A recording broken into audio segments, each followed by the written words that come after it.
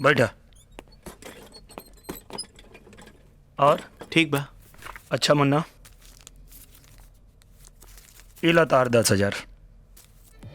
अपराधी के रूप में अगर तहार माई बाप भाई बहन या माशुका केहू भी सामने आई तो हथकड़ी लगावे के पड़ी, गोली भी मारे के पड़ सके।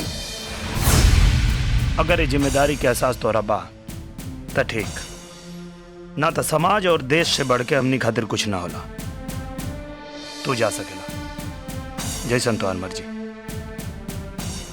हम कोनो पुलिस वाला थोड़े, ई सब तो पुलिस पे लागू होला नु। एक बार जेकर पुलिस डिपार्टमेंट से संबंध बन गई ओकरा ऊपर कुल नियम लागू होला, बुझला? सब बुझ गई नहीं। बुझ गईला त इला ई मनोज है, मोस्ट वांटेड, शातिर अपराधी। एकरा के जल्दी से जल्दी पकड़े के बा। कैसे पकड़बा, का करबा, तू समझा। जा। ठीक बा। जय हिंद।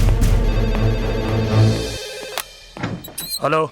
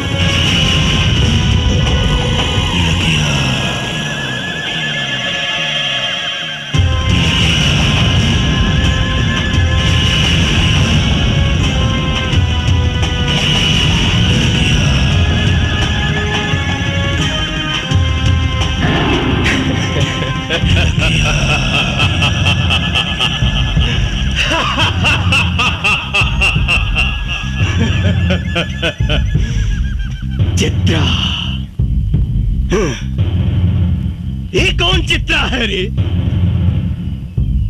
एक चित्रा वो थी जो मेरी जान थी, और ये दूसरी चित्रा कौन है जो मेरी जान की दुश्मन बनी हुई है?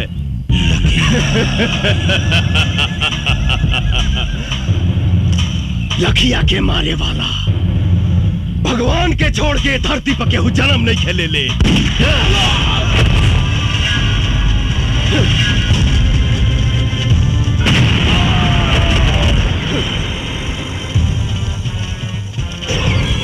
पुलिस?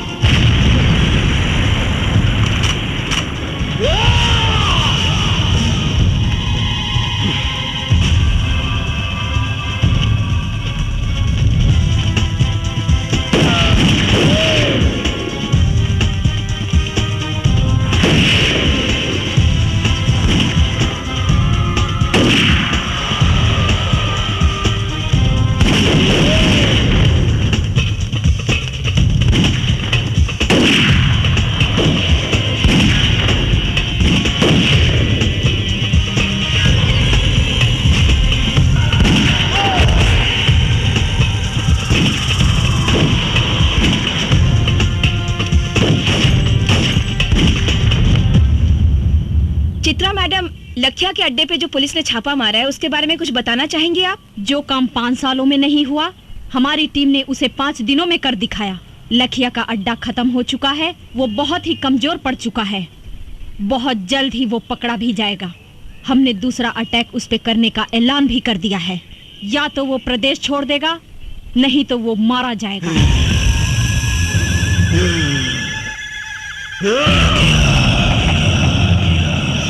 मरेगा, सब मरेगा।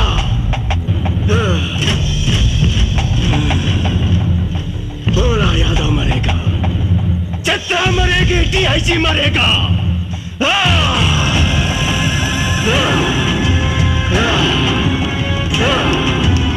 24 घंटा, 24 घंटा के अंदर मुझे चित्रा चाहिए।